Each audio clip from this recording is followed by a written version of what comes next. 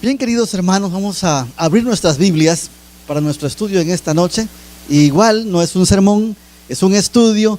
Podemos comentar, podemos preguntar de acuerdo a lo que hemos de estudiar. Desde antier estamos estudiando que estamos en un zarandeo y que el Señor está separando el trigo de la cizaña a través de nuestro carácter y de la verdad presente. Asimismo, tenemos, haciendo resumen del estudio que hicimos ayer, tenemos que entender también que el Señor nos ha dado el ejemplo de que hay que salir de todo sistema, toda estructura que se corrompe en este mundo. Quiero decirles que estamos nosotros rodeados de un proyecto que se llama el Nuevo Orden Mundial. Ustedes ya han oído hablar del Nuevo Orden Mundial. Ese Nuevo Orden Mundial, hermanos, tiene parte de su envoltura, es una envoltura religiosa, a lo cual se le llama el famoso ecumenismo, la unión de todas las religiones y todas las denominaciones que se registran o que forman parte del Concilio Mundial de Iglesias. Eso ustedes ya lo saben, solamente estoy repasando. Todas ellas llegan a formar parte de aquel grupo de Roma, quien conduce y quien infiltra y quien sostiene y quien quiere controlar no solamente la economía, no solamente la política, sino también la fe, la quiere controlar. De eso nosotros tenemos que evitar entrar. Por eso, al seguir el ejemplo del Señor Jesucristo, tenemos que, lo que dice la sierva del Señor y nos dijo ayer, el Señor Jesús fue el primero que salió del Sanedrín, del sistema, del templo, de Jerusalén, de los sacerdotes, de los teólogos, como ustedes también y yo hemos sido llamados siguiendo el ejemplo de Cristo Jesús. Amén. Por eso estamos aquí. Y tenemos que tener seguridad en donde estamos. ¿Saben una cosa? No seremos famosos, ni seremos los más importantes. Habrá mucha persecución, austeridad, habrá adversidad y pruebas duras, porque aquellos que defienden los mandamientos de Dios serán perseguidos. Apocalipsis 12:17. El sábado vamos a hablar un poquito más acerca de eso, de la persecución satánica para el pueblo de Dios. Pero bien, una de las cosas muy interesantes que tenemos que considerar nosotros, reconsiderar, es que nosotros somos la iglesia verdadera. Amén. ¿Qué iglesia somos nosotros? Somos la última iglesia. ¿Cuántas iglesias son? Y si son 7, ¿qué iglesia somos nosotros?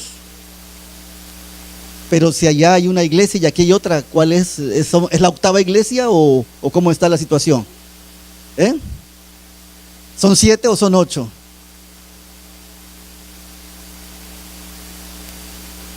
Hermanos, somos la iglesia de la Odisea. Ese es otro tema, no lo voy a tocar ahora, quizás si nos da tiempo en la semana, sino otra ocasión, si Dios nos permite que estemos.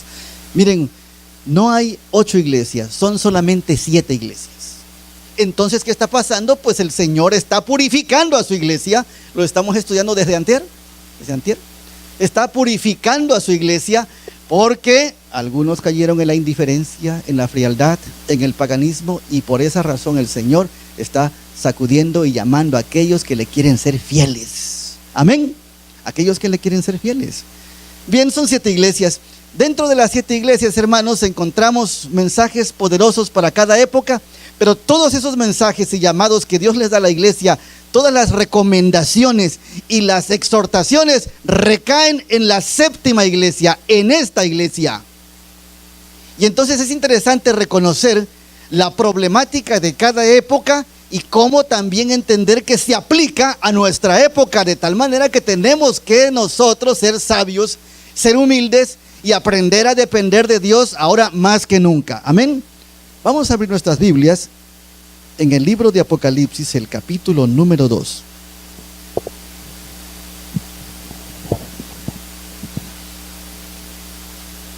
Apocalipsis 2:12.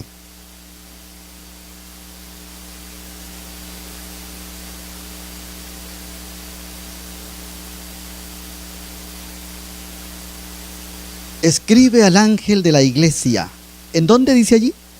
En Pérgamo. El que tiene la espada aguda de 2 filos dice estas cosas: yo sé tus obras y dónde moras, donde está la silla de Satanás, y retienes mi nombre y no has negado mi fe, aun en los días en que fue Antipas mi testigo fiel, el cual ha sido muerto entre vosotros. donde Satanás mora. Pero tengo unas pocas cosas contra ti, que tienes ahí los que tienen la doctrina de Balaam, el cual enseñó a Balac a poner escándalo delante de los hijos de Israel y a comer de las cosas sacrificadas a los ídolos y a cometer fornicación. Así también tú tienes a los que tienen la doctrina de los nicolaitas, lo cual yo aborrezco.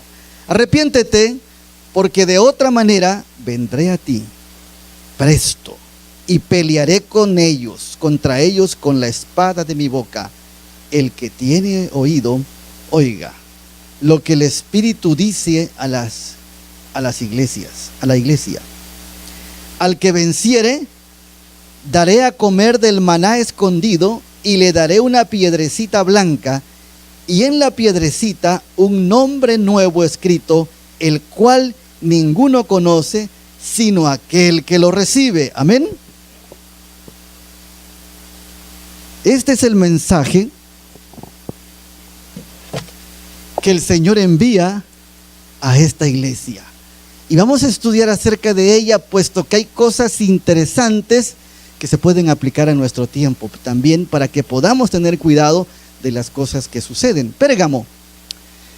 En Apocalipsis 2:12 nos habla de que Pérgamo es algo muy especial. El tiempo corre precisamente de Pérgamo del 313 al 538. ¿Qué significa Pérgamo?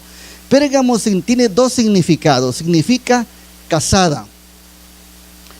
Pérgamo, de acuerdo a su historia, era el principal centro de adoración al emperador.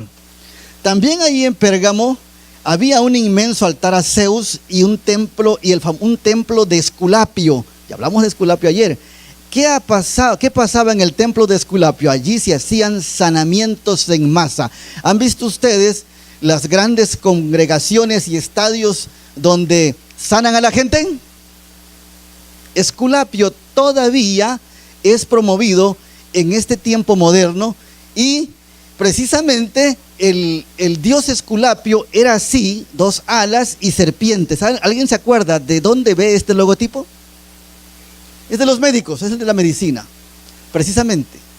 Este es el dios Esculapio. El templo de Esculapio, tanto el otro templo de Zeus, eran muy grandes para las sesiones que tenían allí, y las de Esculapio tenían que ver con sanaciones en masa. Aquellos que nada más, como actualmente, soplan y ya están sanando y caen. ¿Se acuerdan ustedes de eso? El falso reavivamiento. Muy bien, Esculapio sigue haciendo de las suyas en este tiempo. Bueno, pero Pérgamo estaba ubicada en una montaña estratégica para su defensa. Pérgamo estaba en un lugar alto, porque desde acá arriba podía ver a sus enemigos. Por eso también Pérgamo significa exaltada, significa alta y también casada. Pérgamo tenía una biblioteca que contenía 200,000 rollos de pergamino, y tenía una técnica especial para curtir pieles con pieles de animales, que llegó a suplir el papiro que enviaba Ptolomeo V de Egipto. Y hubo un problema entre Ptolomeo y los dirigentes de Pérgamo, porque de repente dejaron de comprar papiro, porque ellos ya habían inventado el pergamino y le pusieron pergamino porque lo hicieron en Pérgamo. Y eso así hacían sus libros, que eran en formas de rollos. Apocalipsis 2:12 dice lo siguiente: el que tiene, ¿qué cosa? La espada aguda, ¿de qué cosa? ¿Cómo era esa espada? ¿Cómo era esa espada? Siempre yo tomo algo, pero no lo tengo aquí a la mano. Hagan de cuenta que esta es la espada, el mango de la espada. Generalmente la espada tiene una sola hoja, ¿verdad? ¿Me entienden? Pero la espada de 2 filos tiene 2 hojas, una acá arriba y una acá abajo, y su mango está en el centro. Su mango está en el centro. Esta espada servía para 2 cosas: para la ofensiva y para la defensiva. Esa era la espada de 2 filos que menciona Pérgamo, ¿sí? O sea, los soldados en aquella época manejaban las espadas de 2 filos para la ofensiva y para la defensiva. Pero si alguien fallaba y no sabía usar la espada, se podía matar él mismo. Porque si lo usaba bien para la ofensiva, pero luego la usaba sin darse cuenta, muchos soldados ingenuos fueron muertos por ellos mismos. Iban bien para la ofensiva, pero a la defensiva no se daban cuenta y ellos mismos se enterraban la espada. La espada se usaba para defensa y para ataque también. Ahora, ¿qué simboliza la espada? ¿Alguien se acuerda? Hebreos 4:12. La palabra de Dios, ¿qué cosa es? Viva y eficaz y más penetrante que toda espada de dos filos y que alcanza hasta partir el alma y aún el espíritu y las coyunturas y tuétanos y discierne los pensamientos y las intenciones del corazón. ¿Quién le habla a esta iglesia? Cristo Jesús, el que tiene la espada aguda de dos filos. Noten algo muy interesante. La espada nos defiende, pero esa espada también nos amonesta. Esa es la palabra de Dios. Cristo defiende a su iglesia con su palabra, amén. Pero también reprende, corta hacia afuera y también corta hacia adentro. ¿Se dan cuenta de eso, hermanos? Eso le dicen a Pérgamo. En el verso número 13, ¿qué dice allí? ¿Que está sentado dónde? ¿Qué significa eso? Si es una iglesia del Señor de una de las épocas y está sentado en la silla de Satanás, significa autoridad civil y eclesiástica. En otras palabras, la unión de la iglesia y el Estado. Pregunto, ¿es permitido eso? No. La iglesia y el Estado tienen que estar, ¿qué cosa? Separados. Por esa razón está sentado en la silla de Satanás, porque quien ha hecho las mezclas político-religiosas en todas las épocas es Satanás. Y cuando eso se hace, hermanos, Satanás entonces gobierna en su silla, ahí se sienta. ¿Qué es lo que sucede cuando se unen ambas esferas que no deben unirse? Como pasó en el tiempo de Pérgamo, elementos paganos levemente disfrazados como doctrinas cristianas. La iglesia tomó una posición valiente a pesar de la presión exterior, mientras otros habían cedido las falsas enseñanzas e introdujeron antiguas prácticas paganas. El Señor le había dicho al pueblo de Israel: cuando vayas a ese campo y a esa tierra, no imites a ninguna de las naciones vecinas que están allá, no los imiten. Y lo primero que hicieron fue pedir rey, porque todos tenían rey, y desecharon a Jehová, y por eso tuvo problemas el pueblo de Israel, el pueblo de Dios, por eso tuvo problemas. Pero bien, siempre hay un remanente que se mantiene fiel al Señor. Había ciertas cosas. La iglesia que apostató, o sea, la iglesia católica en el siglo III, ahorita vamos a hablar de eso. ¿Saben cómo le llamaba al paganismo que introducía? Evangelismo. ¿Me están entendiendo? Evangelismo. Voy a evangelizar. Allá en México hay mucho cristianismo y mucho sincretismo religioso. Y por ejemplo en Morelia, Michoacán, visité un exconvento de hace 500, 600 años. Y en las paredes del templo por fuera hay bloques de la pirámide que está allá a 2 kilómetros de los que adoraban. La etnia adoraba a otros dioses, como los aztecas y muchas etnias que hay allí que adoraban a otros dioses paganos, a la piedra, al sol, a la luna, a la serpiente. Pues fueron allá los católicos, los monjes católicos, evangelistas, y fueron y trajeron bloques de la pirámide donde había figura de sus dioses y las pusieron en la pared del templo. ¿Para qué? Nosotros teníamos un guía, porque todo esto atraía a los de aquella etnia. Los estaban evangelizando. ¿Saben qué pasó al final? Al final no los evangelizaron, sino que se paganizó el cristianismo. Tengamos mucho cuidado con eso. No debemos vender ni casar a la iglesia con el mundo.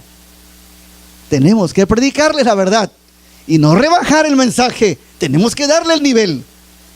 Pérgamo pasó por estas situaciones. Antiguas prácticas y falsas paganas se introdujeron. El emperador romano, Constantino, y todo su ejército pidieron ser bautizados y se unieron a la iglesia. Y no se dieron cuenta los cristianos que metieron al mismo diablo a la iglesia.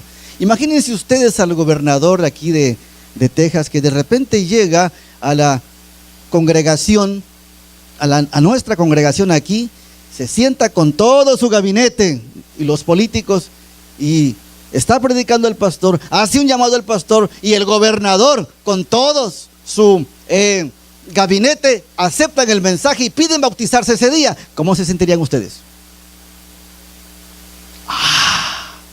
El gobernador ahora se hizo y de la verdad presente. ¡Qué bárbaro! ¡Qué interesante! Y cada vez que el gobernador llega a la iglesia, pues le ponen hasta aquí adelante en una silla especial. ¿No tienen trabajo? Vamos, el gobernador es de nuestra iglesia. Y rápido les da empleos. Aún aboga por la ciudadanía de algunos. Todo iba bien. Y de repente hay una junta administrativa, y entonces el gobernador tiene voz y voto porque ya es bautizado. Eso fue lo que pasó allá anteriormente. Tiene voz y voto. Y pasaron algunas cosas muy interesantes. Miren, antes de continuar con esta historia, Satanás no pudo destruir la iglesia por la persecución. No la pudo destruir. Cuanto más perseguía y más mataba a cristianos, más crecían los cristianos. Había mucho más cristianos. De manera que entonces dijo: si no puedo con ellos, si no puedes con tu enemigo, ¿qué cosa? Únete. Y entonces se metió a la iglesia, la corrompió por medio de la popularidad. ¿Y qué más? La mundanalidad. El emperador asistía a toda reunión religiosa y administrativa y tenía voz y tenía voto. Fue así que un día, el 7 de marzo del 325 o 321, hay dos fechas que ustedes pueden analizar, cambió el día de descanso sábado por el domingo. Les dijo: hermanos, ¿por qué son tan cerrados y fanáticos? Miren cuántos paganos hay allá que también necesitan ser aceptados. No discriminemos. Ellos guardan el domingo porque adoran el sol, pero permitamos que vengan. Guardemos los 2 días. ¿Quién lo dijo? El gobernador. Y como es el que me está ayudando en este problema, me está dando trabajo, es el que da los festejos, las despensas, es el que da todo. Entonces todos dijeron amén. Y la iglesia empezó a guardar los 2 días. Empezó a guardar el sábado y empezó a guardar el domingo. Con el tiempo llegó el mismo momento, fue el 7 de marzo, cuando oficialmente, después de un tiempo, Satanás trabaja muy astutamente, trabaja muy sutilmente, despacito, despacito, pero seguro. Y llegó el momento que se hizo el cambio. Y fue un cambio no bíblico, sino fue un cambio sociopolítico. Tiene que ver con la política. Y quien lo propuso fue Constantino. 7 de marzo. El 325, algunos tienen otra fecha, 321, no importa, pero es esa época. Y entonces lo llamó Día del Señor y del Señor del astro rey del sol invicto. Desde entonces el cristianismo tiene problemas dominicales y sabáticos. Tiene problemas. Y vienen problemas porque otra vez se está levantando el proyecto dominical. Vamos a hablar el fin de semana acerca de esto. ¿Quién lo dijo? El gobernador. Muy bien, pues otra ocasión, era casi fin de año, y los hermanos estaban normalmente alabando al Señor.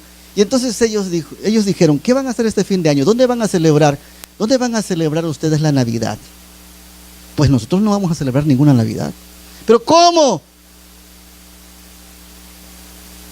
¿Cómo vamos a hacer que los demás nos acepten si los rechazamos? Bueno, díganme ustedes cuál es el día de Cristo, dijo el gobernador. Y dijeron los cristianos: Cristo no tiene día. Nadie sabe la fecha de su nacimiento. Precisamente se negó para que no hubiera idolatría de ese día. Bueno, está bien, no hay nada, pero si quieren ustedes hacemos algo especial, un convivio sencillito el 25 de diciembre, que es de los paganos, pero nosotros lo hacemos por Cristo. ¿Qué les parece? Amén, dijeron. Yo doy la vaca y doy los refrescos y doy todo lo que necesiten. El gobernador lo está diciendo. Nadie pudo oponerse. Y fue así que se propuso el 25 de diciembre como día El día de Tamuz fue el que se propuso para que se hiciera una fiesta a favor de Jesús desde esos años. Fue la misma tríada inventada por Platón, Nimrod, Semiramis y Tamuz, desde el 400 antes de Cristo, fomentado por el paganismo, que se introdujo al cristianismo. Desde ese tiempo, ahora nadie puede parar esa comercialización de la famosa natividad, que es mentira. Sin embargo, todos los cristianos corren para allá. Todos corren para allá. En ese tiempo también les dijo, el emperador dijo, aquí donde se reúnen está muy pobre, no tienen que pagar renta. ¿Por qué están así? ¿Por qué no vamos a otro lugar? Aquí estamos muy arrinconados. En ese tiempo no había templos y se reunían en las sinagogas y en algunas casas. ¿Por qué se reúnen aquí? No den lástima. Miren, les invito a los palacios de los emperadores que han dejado en el pasado. Ahí podemos nosotros reunirnos, porque Dios quiere algo grande, no austero, que no dé lástima. Y los metió a los palacios de los dioses paganos. Desde entonces se inventaron las famosas catedrales, que son tan altas como el templo de Zeus, como el de Esculapio, o como el de Diana de los Efesios, donde cabían más de 3,000 personas, y ahí adoraban a través de la promiscuidad.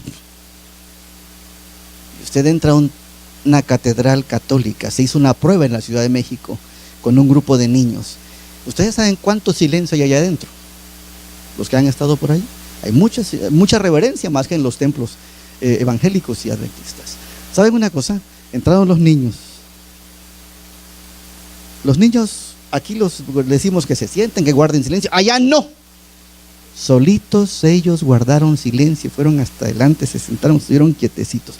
Salieron los niños y entrevistaron a varios niños. Se hizo un estudio con 10 niños, de los 40 niños que entraron. Y les dijeron a los niños, les preguntaron a los niños, ¿qué sintieron allá adentro? ¿Y saben qué dijeron ellos? Miedo. No era reverencia. Sintieron miedo, porque Satanás diseñó las catedrales, que eran los palacios de los dioses paganos, altas, para que el hombre entre algo viera más grande eso, se sintiera más pequeño y sintiera que Dios es tan grande y que es tan juzgador, y que le tuviera miedo. Y que lo sirviera por miedo, no por amor. Así se hicieron, así los metió Constantino a los palacios, que les llamó templos. Antes no había templos. Desde el año 70, el último templo que el Señor Jesús dejó, desde el año poco antes del 31, dijo que no quedaría piedra sobre piedra sin que todo eso fuese derribado. ¿Y saben qué pasó? Nunca más se volverá a construir, porque es la palabra profética del Señor Jesucristo. Siguen invirtiendo, están peleando las religiones allá, y van al muro de los lamentos todavía los judíos, y hasta el Papa fue también ya para allá. No se volverá a construir, porque nuestro templo es nuestro Señor. Amén. Y además nosotros mismos somos el templo del Espíritu Santo. Desde entonces el mundo cristiano, la iglesia primitiva, se reunía en las sinagogas y en las casas, no en edificios. Por esa razón, si alguien te dice, ¿te saliste de la iglesia? No salimos de la iglesia, hermano. Salimos del templo, del edificio. Nosotros seguimos siendo la iglesia. Amén. Los palacios se convierten en templos grandes. Lo que era centro de la adoración para los emperadores, esculturas de personajes bíblicos que se convierten en monumentos para la adoración, y una serie de festividades cristiano-paganas que se fomentan hasta el día de hoy fuertemente, y que son una lucha tremenda, porque han hecho una fijación en la mente de muchos que no entienden, porque no estudian, y aunque lo lean, no, yo así esto creía mi abuelita, mi tatarabuelito, y así me voy a morir.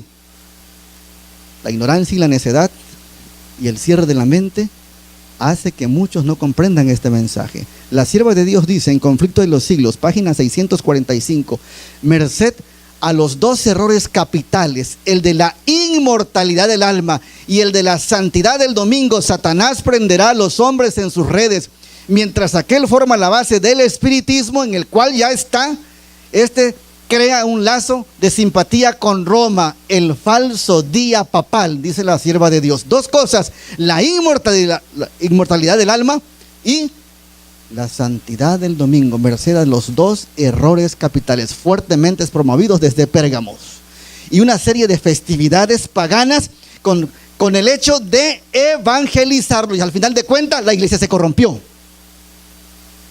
como la historia famosa de Halloween, que es fuerte aquí en los Estados Unidos, y que muchos cristianos la celebran sin saber que el 31 de octubre, ¿saben qué se celebra?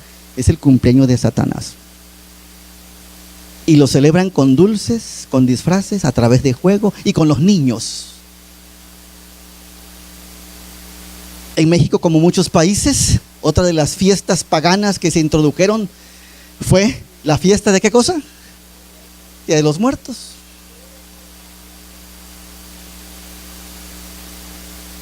Esta fiesta, por cierto, se celebra en la Iglesia Católica el 1 de noviembre de todos los santos, Día de Todos los Santos, y tiene como finalidad, honrar a todos los moradores del cielo y a los santos canonizados y los no canonizados. A todos. El 1 de noviembre es Día de los Santos de los Niños, ¿sí? Y el 2 de noviembre es Día de los Muertos Adultos. Para los católicos, el 2 de noviembre es también una fecha de celebración, pues en ella se intercede por las almas de los difuntos. La oración por los muertos, condenada por la palabra de Dios. Fue creada por el Papa o fortalecida por el Papa Gregorio IV. La celebración consistía en misas, limosnas y oraciones, pues los vivos podían ayudar a los muertos mediante plegarias. Esa era la creencia. Y este es el altar de muertos. No sé cuántos han visto un altar o en alguna ocasión hicieron un altar. Porque algunos vienen de México y de zonas muy católicas e hicieron altares, ¿sí? Y hasta la fecha se están promoviendo los altares. Perdón. El altar y su significado, hay muchos significados que tiene y vamos a mostrárselos rápidamente para que vean qué es lo que sucede en esos altares, a quién, qué se está promoviendo allí. Elementos del altar de muertos y su significado. Por ejemplo, siempre colocan sal. La sal es un elemento de purificación y sirve para qué, según ellos, en estos días de muertos, sirve para que el cuerpo no se corrompa en su viaje de ida y vuelta para el siguiente año. También está el agua. El agua representa la fuente de la vida y se ofrece a las ánimas para que mitiguen y sacien su sed después de su largo recorrido, es que vienen de muy lejos.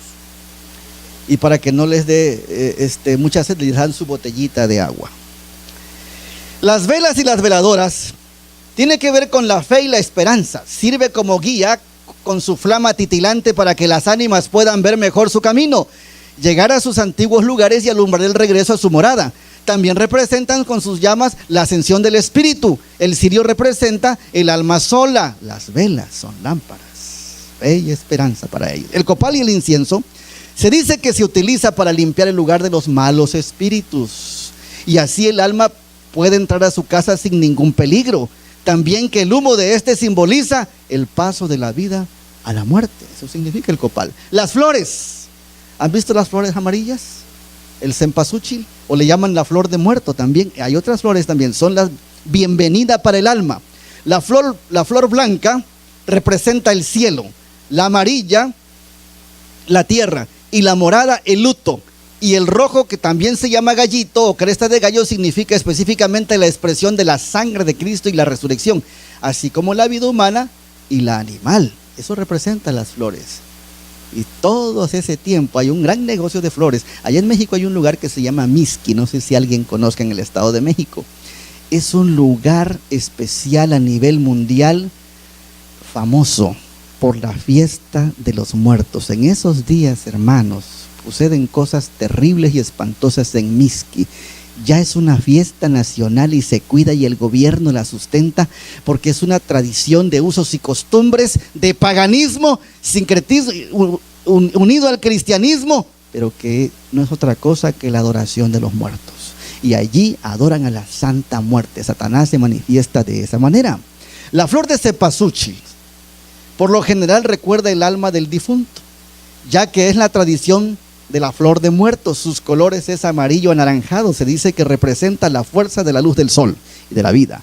Viene del náhuatl cempasúchil, que quiere decir flor de 20 o más pétalos, 20 hojas. Se dice que es efeméride de la muerte y que también simboliza la tristeza. Esa flor es buena, ¿sabían ustedes? Es para muchos remedios intestinales y estomacales. Es buenísima esa flor. Pero esa flor la están usando también para los pollos, ¿saben ustedes? La están usando en las granjas, porque cuando se la dan a la gallina, los huevos salen rojos, aunque no tiene nada de nutrientes. Pero sale rojo el huevo porque le dan la flor de muerto a los pollos de granja allá. Pues bien, el pan, está el pan de muerto, ¿no? El pan es un símbolo que funge como ofrecimiento fraternal. La iglesia lo presenta como el cuerpo del muerto. Recuerda el alma del difunto. Es un pan que se elabora en distintas regiones del país, especialmente para esta festividad. La pieza tiene forma redonda para simbolizar una tumba. El núcleo y la parte superior representan la base del cráneo, los adornos laterales, los huesos de las extremidades, y es adornado con azúcar roja que simboliza la sangre. Y todo el mundo corre por su pan de muerto en esos días. Yo les recomiendo mejor pan de vivos, no de muertos. Satanás es astuto y lo que quiere es que, aunque no creamos, participemos de esas fiestas paganas. El chocolate o el atole o el café que dan. La tradición prehispánica dice que los invitados tomaban chocolate, preparaban el agua que usaban el difunto para bañarse. Cuidado cuando vayan a un velorio de ese tipo. De manera que los visitantes impregnaban la esencia del difunto. Y allá en México, como en otros países, acostumbran a bañar al muerto antes de velarlo. Y esa agua la guardan. ¿Cómo sabe usted que no era agua de muerto que tomó el café o el chocolate? Cuidado. Hay gente muy tradicionalista que todavía lo hace. Mejor lleve su agüita cuando vaya a un velorio o su termo. Ya no sabemos ni qué nos dan. Pero eso es cierto, hermanos. Se han hecho entrevistas de todo detalle de lo que es esta fiesta pagana. Y no solamente en México. Estuve en Panamá y también allí adoran a los muertos. Porque son cosas que el diablo ha puesto en diversas culturas para engañar a los cristianos. Las calaveras de dulce, ya los pueblos mesoamericanos tenían presente el símbolo de la calavera como un recordatorio de la muerte, como parte del proceso de vivir, y no representaba en absoluto para ellos un símbolo que les causara terror, sino más bien reverencia y respeto a la muerte. Los antiguos respetaban, las culturas respetaban a los muertos. Los antiguos emperadores romanos, los griegos, el muerto era tan importante que era un dios. Por ejemplo, los emperadores romanos, cuando moría el emperador principal, todo su séquito se mataba. Y los que no se mataban, porque eran como un dios y se iban a un paraíso especial, los que no se mataban, ¿saben qué hacían? Tomaban joyas especiales que había usado el emperador, y entonces se ponían por todos lados joyas, brazaletes, collares, pendientes y todo ese tipo de cosas que la gente se cuelga hoy. ¿Saben qué decían los antiguos? Y era de oro todo eso, porque ellos adoraban el sol y decían que se iban al sol los emperadores. ¿Saben qué? Aquí traigo a mi Dios, decían ellos. Ay, mi emperador, pero aquí va conmigo, y lo traen colgado aquí. Ay, mi emperador, y lo traen aquí en la nariz y aquí en muchos lugares. Los persiguen. Satanás es muy astuto en ese aspecto. Y así adoraban en ese tiempo. El papel picado son los colores usados en estos adornos, tienen su significado. Color morado o rosa oscuro se usa en la señal de duelo. El color morado es representativo del luto cristiano, y los colores naranja y luto azteca. El papel picado de color negro en diseños geométricos es negro, hace referencia a la religión prehispánica, al Trilán, el lugar de la negrura, y el Mictlán, es decir, el sitio de los muertos. Figuras con las formas de un esqueleto también tiene mucho que ver con todo lo que se hacía, las figuras que se hacían y los que llevaban a los difuntos hasta allá al sepulcro. Por cierto, ¿a dónde llevan a los muertos? Díganme ustedes. ¿A dónde los llevan? Correcto. Me están diciendo bien algunos. La palabra panteón no se debe usar, porque la palabra panteón significa lugar de todos los dioses. ¿Hay dioses allá en el cementerio? Es una palabra católico, pagana. La palabra que la Biblia menciona es Seol, sepulcro, cementerio. Campo Santo, también le llaman así. Pero lo que dice la Biblia es sepulcro. Seol, cementerio. No es ningún panteón, hermanos. ¿A dónde vas? Al panteón. Voy a ver a los dioses. No, son muertos y punto. Se acabó. Desde muchos siglos antes, el emperador hizo todo esto. Involucró al cristianismo y lo secularizó de esta manera en los tiempos de Pérgamo. Las frutas naturales y las frutas dulces son una manera de enriquecer el disfrute de la misma, de las ánimas que vienen a saborear de los olores. ¿Se acuerdan de la aromaterapia? De las mismas, porque se dice que es a través de los aromas que despiden tanto las frutas como las demás comidas que ellas se alimentan. Cuidado con todo eso. Los arcos de caña, cantidad de arcos varían de 2 arcos a 4. En este conjunto suele llamársele portada o retablo. El arco habla del deseo de quienes viven en la tierra de unirse a los que ya habitan en el cielo, a los que ya no morirán otra vez. En otras palabras, les dan la bienvenida con ese famoso arco. Muy bien, una pregunta que tengo aquí. ¿Quiénes son las denominaciones que más asisten los días de muertos al cementerio? ¿Quiénes son? Católico, ¿y quién más?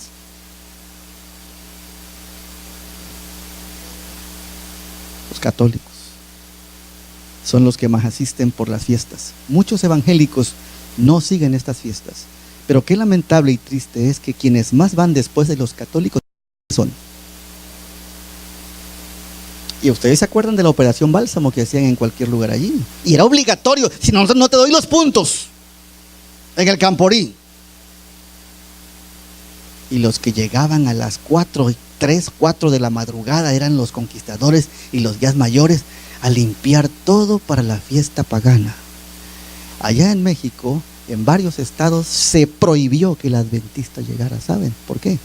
Porque llegaban y dejaban folletos tirados y se tapaban las cañerías del registro del cementerio de tal manera que les prohibieron entrar. Y fue una bendición. Pero todas estas cosas, y quien más asisten son ellos. En toda Latinoamérica. Estuve en Chile igual. Y se le llama evangelismo para los muertos. Satanás es muy astuto. Pero bien, ellos van por obligación de las autoridades y por imposición de los dirigentes. Pero ¿cómo podemos decirles a ellos que vayan? Miren qué pasó en la India. Hace unos años, 2009, en la India se festejó la muerte de Mahatma Gandhi. Y se invitó al rey de España, al primer ministro de la India, llegaron de Yugoslavia, llegaron como de unos 20 a 30 países, pero curiosamente llegaron a poner ofrendas promoviendo la inmortalidad del alma. Pero miren curiosamente quién más llegó ahí. ¿Quién es él? ¿Lo conocen o lo conocieron? El presidente, el expresidente de la conferencia general, llegó a poner una ofrenda para promover la inmortalidad del alma y Mahatma Gandhi. ¿A nombre de quién llegó? De la Iglesia Adventista del Séptimo Día. ¿Por qué creen ustedes que gracias al Señor ya no estamos allí donde hacen muchas cosas y ni nos comunican nada? Y dicen el pueblo adventista, la población adventista. No es cierto. Son solo los dirigentes que están haciendo esto. ¿Cómo le puedo yo decir a los jóvenes que no vayan si su propio líder está poniendo el ejemplo? Pérgamo fue donde se sincretizó, se unió, se hibridó la religión con el paganismo. Y hoy tenemos que tener cuidado en ese sentido. Dice el siguiente texto: Antipas, mi testigo fiel. ¿Qué significa Antipas? Antipas significa mártir. ¿Quién fue Antipas? Dice que fue muerto, dice la Biblia allí. En el verso 13, llegó a simbolizar a aquellos cristianos fieles que se opusieron a las innovaciones de los servicios religiosos, a las formas paganas cristianas. No aceptaron rebajar las normas. Es que hay que actualizarse, hay que hacer teatro negro, hay que hacer un show, hay que hacer circo, hay que hacer pan para que el pueblo se entretenga y no se vayan. Hermanos, cuidado. Y Antipas representa a aquellos fieles que se mantienen firmes a la palabra de Dios, no importa que tenga que ver con la muerte. Nosotros representamos a los Antipas, hermanos. No competimos con ninguna organización X. Simplemente queremos guiarnos por un así dice Jehová. Amén. Simplemente, y hacer las cosas correctas delante de Dios y delante de los hombres.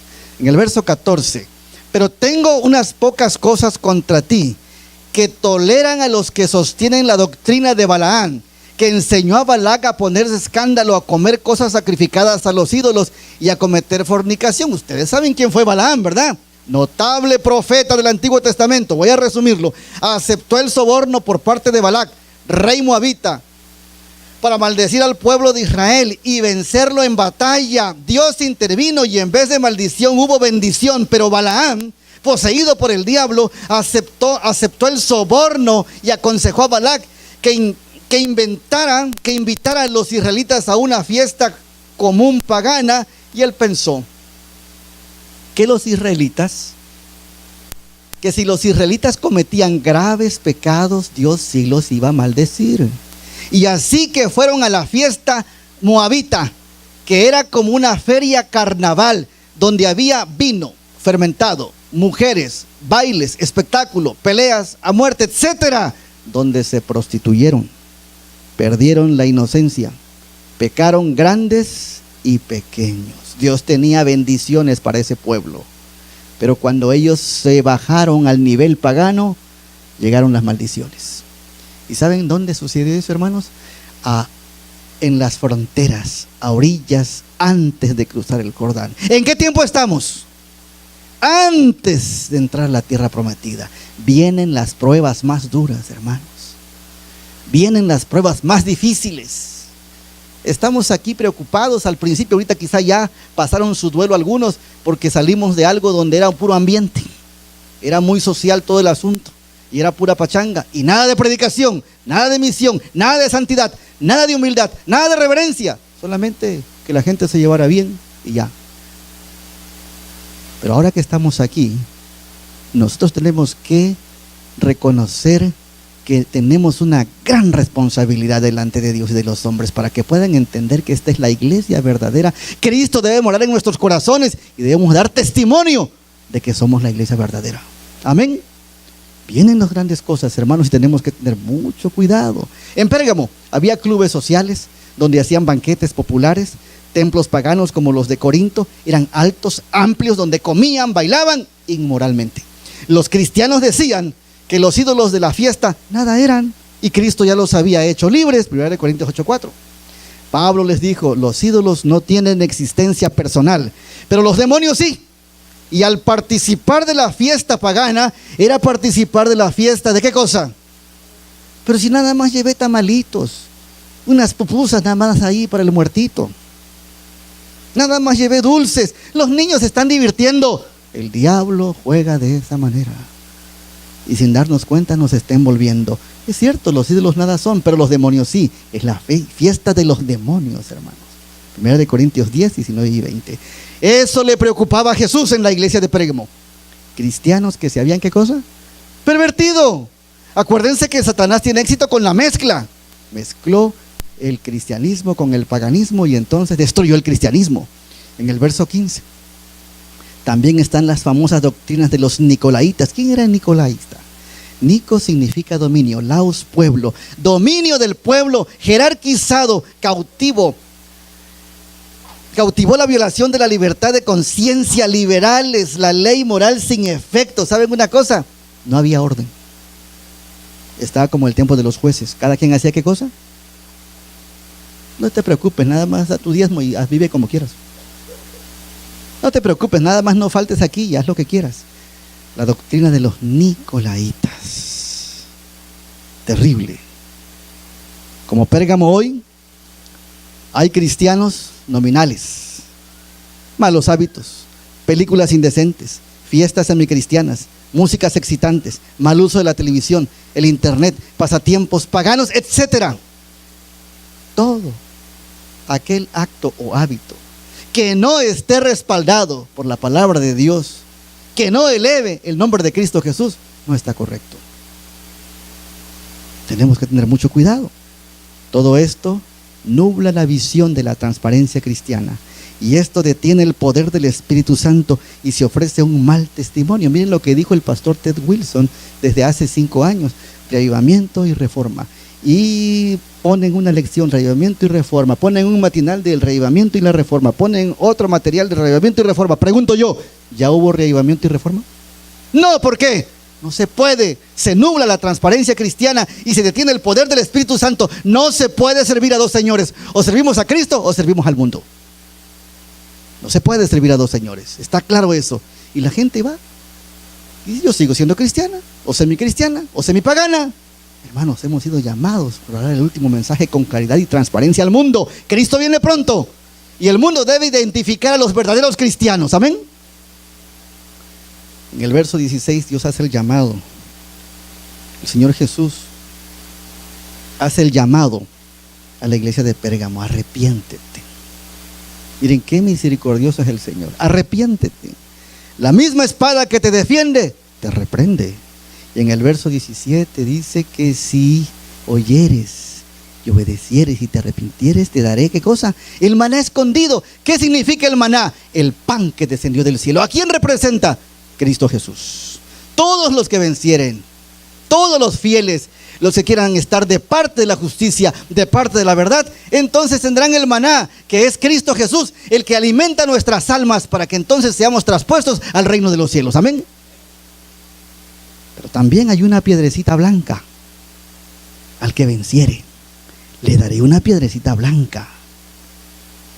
¿Eso qué significa? En los juicios antiguos había 2 piedrecitas, hermanos. Había 2 piedrecitas. Y las 2 piedrecitas que estaban en una urna, una blanca y una negra. Venía el criminal y estaba ante el emperador y todos los jueces y metía la mano. La piedra que sacara, así se definía su juicio. Aunque fuera malo, criminal y lo que sea, si la piedra que salía era blanca, estaba libre. Pero si la piedra que sacaba al salir era negra, aunque fuera inocente. Pero en la urna el Señor solamente tiene una piedrecita blanca. ¿Qué significa eso, hermanos? La justicia de Cristo Jesús. Amén. ¿Qué significa? Que en el juicio Cristo nos declara inocentes y nos da la bienvenida al cielo. Nuestro pasado es borrado y nuestros pecados, ¿qué cosa? Son limpiados. ¿Eso qué significa, hermanos? Si nos hemos equivocado en algo, en nuestro peregrinaje, en nuestra vida cristiana de 5, 20 o 30 años, y hemos estado ofendiendo al Señor, hoy, si lo aceptamos a Él, nos da la piedrecita blanca. Amén. La iglesia quizás no sea perfecta y trata cada día de ser mejor y de prepararse para esta crisis que viene fuertemente. Aquí nadie se está juzgando a nadie, pero todos tenemos que reconocer lo que somos. Tenemos que saber qué tenemos, cada quien, e ir al Señor y pedirle que nos dé su justicia y nos libere de todo pecado. Amén. Mientras estemos en este mundo seremos tentados, pero Jesús nos dice en Mateo 11:28, venid a mí todos los que estáis trabajados y cansados, que yo os haré, ¿qué cosa? Descansar, hermanos. El Señor Jesús ya pagó por aquello malo. Y eso le dice a Pérgamo, arrepiéntete, y al que venciere le daré una piedrecita blanca. Y eso mismo nos dice hoy a nosotros. Hermanos, Cristo está dispuesto a transformarnos. Amén. Él está dispuesto a sanarnos. Él está dispuesto a santificarnos, a purificarnos, y está dispuesto a salvarnos por toda la eternidad. Amén.